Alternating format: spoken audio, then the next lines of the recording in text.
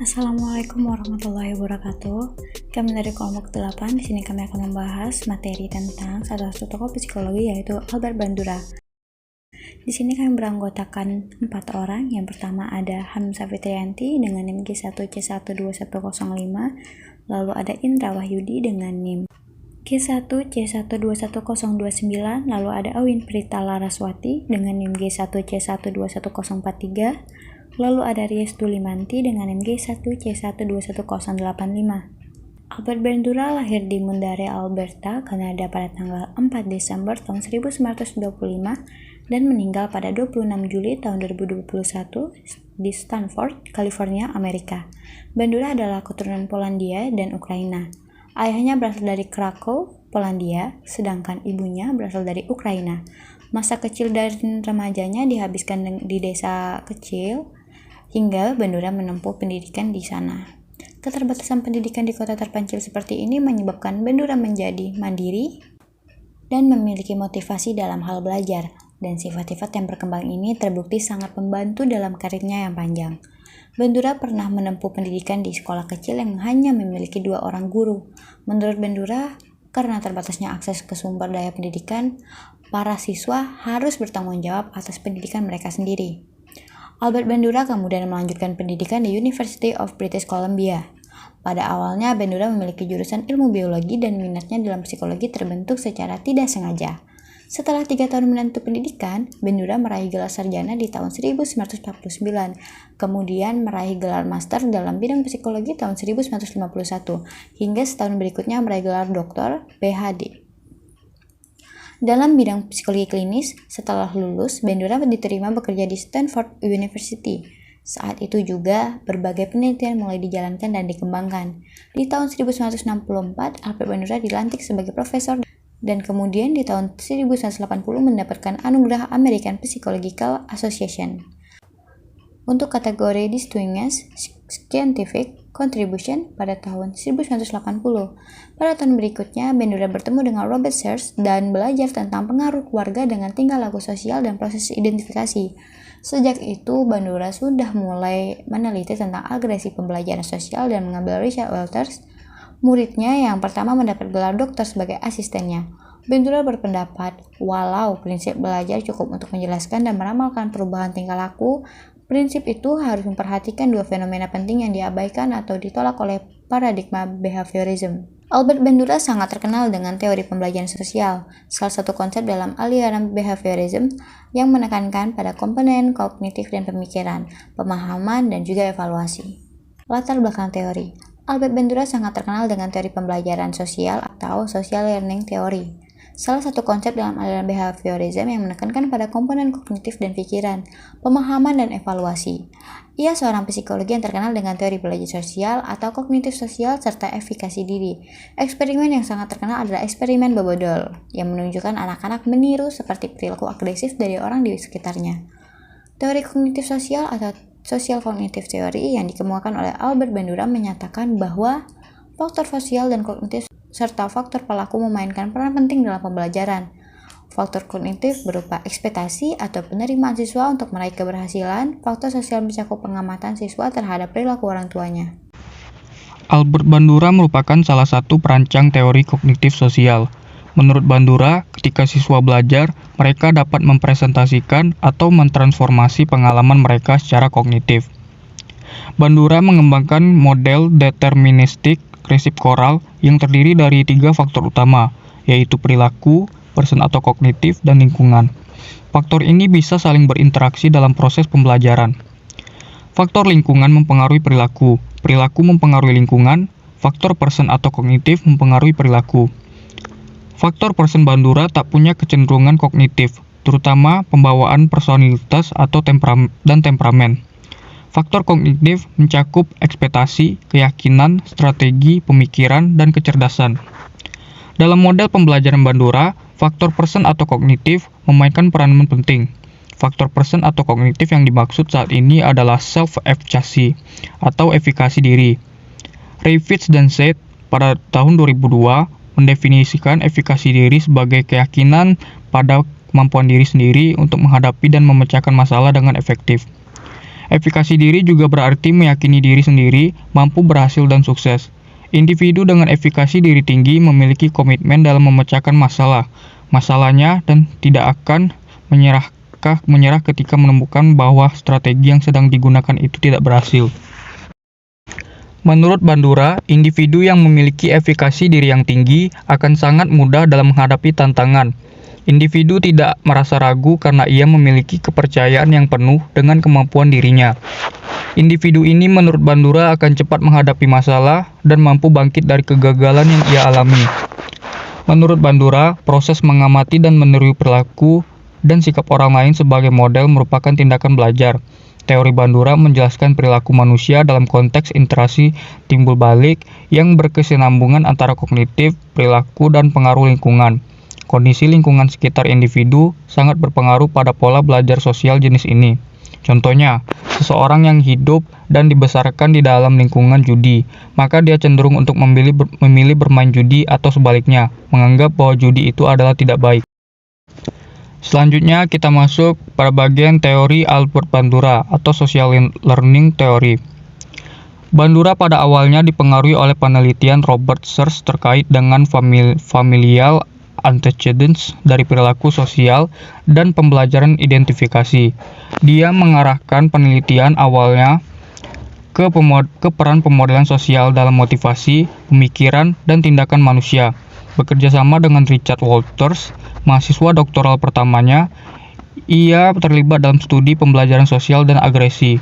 Upaya bersama mereka menggambarkan peran penting pemodelan dengan perilaku manusia dan mengarah ke program penelitian tentang faktor penentu dari mekanisme pembelajaran observasional. Teori pembelajaran sosial merupakan pengembangan dari teori belajar perilaku yang tradisional atau behavioristik. Teori ini menerima sebagian besar dari prinsip-prinsip teori belajar perilaku, tetapi memberikan lebih banyak penekanan pada kesan dan isyarat-isyarat perubahan perilaku dan pada proses-proses mental internal. Jadi, dalam eksternal dan penjelasan kognitif internal untuk memahami bagaimana belajar dari orang lain. Dalam pandangan pelajar sosial, manusia itu tidak didorong oleh kekuatan-kekuatan dari dalam dan juga tidak dipengaruhi oleh stimulus lingkungan. Teori belajar sosial.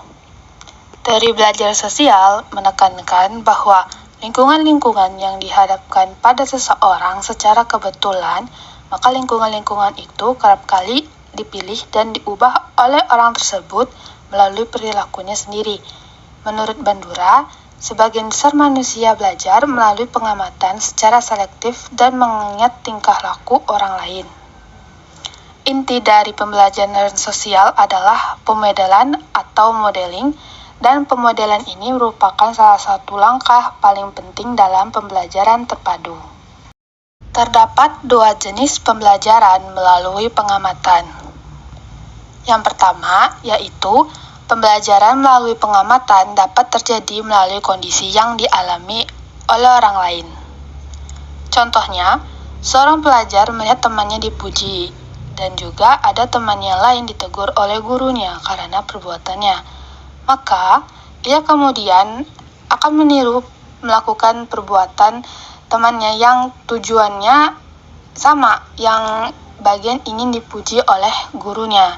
Dan kejadian ini merupakan contoh dari penguatan melalui pujian yang dialami oleh orang lain.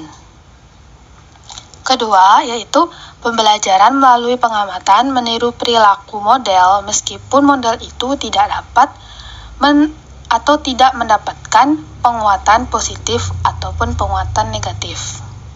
Contohnya, saat seseorang itu mengamati dan memperhatikan model yang ia perhatikan itu, lalu mendemonstrasikan sesuatu yang ingin dipelajari oleh pengamat, ia mengharapkan mendapat pujian atau penguatan apabila menguasai secara tuntas apa yang dipelajari itu. Model tersebut tidak harus diperagakan oleh seseorang secara langsung, tetapi kita atau orang yang model itu dapat juga menggunakan seseorang pemeran atau visualisasi tiruan sebagai modelnya. Seperti pendekatan teori pembelajaran terhadap kepribadian, Teori pembelajaran sosial berdasarkan pada penjelasan yang diutarakan oleh Bandura, yaitu bahwa sebagian besar daripada tingkah laku manusia diperoleh dari dalam diri. Dan prinsip pembelajaran sudah cukup untuk menjelaskan bagaimana tingkah laku akan berkembang. Tetapi, teori-teori sebelumnya kurang memberi perhatian pada konteks sosial di mana tingkah laku ini muncul dan kurang memperhatikan bahwa banyak peristiwa pembelajaran terjadi dengan perantaraan orang lain. Maksudnya di sini, jadi sewaktu melihat tingkah laku orang lain, individu itu akan belajar meniru tingkah laku tersebut, atau dalam hal tertentu, individu itu akan menjadikan orang lain sebagai model untuk dirinya atau bagi dirinya. Eksperimen boneka Bobo. Pada tahun 1961, Bandura melakukan eksperimen boneka Bobonya yang terkenal, yaitu sebuah penelitian di mana para peneliti secara fisik dan verbal melecehkan mainan tiup berwajah badut di depan anak-anak usia prasekolah, yang menyebabkan anak-anak itu kemudian akan meniru perilaku orang dewasa tersebut dengan menyerang boneka ini dengan cara yang sama. Eksperimen-eksperimen selanjutnya dilakukan di mana anak-anak akan diekspos dan didorong oleh liputan grafis media tentang pembunuhan Senatoris Robert F. Kennedy, dan efek yang dihasilkan dalam rekaman video kepada anak-anak tersebut akan menghasilkan hasil yang serupa. Efek dari kekerasan tersebut yaitu meningkatnya laporan anak-anak yang mengalami cedera serius selama percobaan replikasi perilaku berbahaya yang digambarkan dalam iklan televisi. Potensi efek kekerasan televisi pada anak-anak akan menjadi perhatian publik yang semakin meningkat. Karena penelitiannya yang terkait, Bandura diundang untuk bersaksi di hadapan Komisi Perdagangan Federal atau FTC, Komisi Eisenhower, dan beberapa komite kongres mengenai bukti bahwa kekerasan di televisi mempengaruhi perilaku agresif. Kesaksiannya berperan dalam keputusan FTC untuk membuat penggambaran yang tidak dapat diterima tentang anak-anak yang terlibat dalam kegiatan berisiko, seperti memukul kepala satu sama lain dengan palu dalam iklan obat sakit kepala dan kemudian melewati standar periklanan baru. Aplikasi teori terhadap proses pembelajaran. Hal-hal yang harus diperhatikan dalam menerapkan teori belajar sosial adalah ciri-ciri kuat yang mendasarinya, yaitu 1. Mementingkan pengaruh lingkungan, 2. Mementingkan bagian-bagian, dan yang ketiga yaitu mementingkan peranan reaksi. 4. Mengutamakan mekanisme terbentuknya hasil belajar melalui prosedur stimulus respon. 5. Mementingkan peranan kemampuan yang sudah terbentuk sebelumnya. 6. Mementingkan pembentukan kebiasaan melalui latihan dan pengulangan. Hasil belajar yang dicapai adalah munculnya perilaku yang diinginkan. Sebagai konsekuensi teori ini, para guru yang menggunakan paradigma behaviorisme, teori belajar sosial, akan menyusun bahan pelajaran dalam bentuk yang sudah siap, sehingga tujuan pembelajaran yang sudah dikuasai siswa disampaikan secara utuh oleh guru.